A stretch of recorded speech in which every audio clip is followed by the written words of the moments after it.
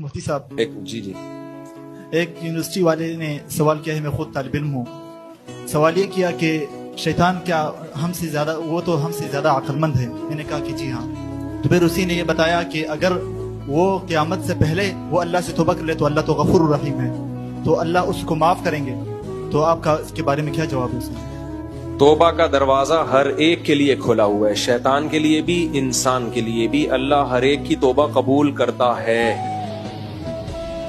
لیکن اللہ کے علم میں یہ بات ہے کہ شیطان توبہ کرے گا نہیں، یہ اللہ کو پتا ہے. اور شیطان کو بھی پتا ہے کہ میں توبہ کروں گا نہیں، وہ اکڑا ہوا ہے. اس پہ ایک واقعہ ہے، واقعہ کسی مستند ذریعے سے ثابت نہیں ہے، ہو سکتا ہے غلط واقعہ ہو، لیکن اس سے جو سبق ملتا ہے وہ سبق ٹھیک ملتا ہے.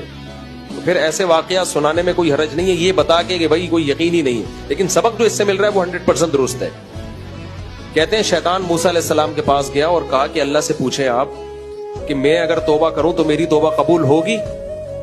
میں نے آدم کو سجدے سے انکار کیا تھا، میں نے گناہ کیا، آج میں توبہ کروں. تو موسیٰ علیہ السلام نے اللہ سے پوچھا، اللہ نے کہا ضرور ہوگی توبہ قبول.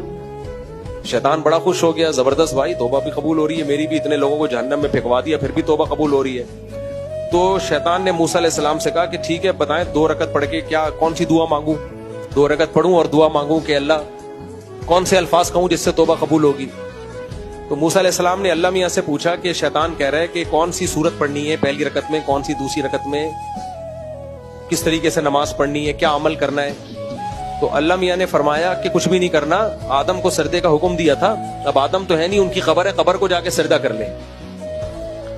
تو شیطان نے کہا یہ تو نہیں ہو سکتا بھائی، پہلے زندہ تھے میں نے سجدہ نہیں کیا، اب میں قبر کو کروں، یہ تو میری بہت زیادہ انسلٹ ہے. تو اس سے پتہ چلتا ہے شیطان توبہ کرنے کے لیے تیار ہے نہیں. تو اس لیے یہ اللہ کے علم میں تھا، یہ ایسا اکڑا ہوا ہے، یہ نہیں مانے گا، یہ توبہ نہیں کرے گا.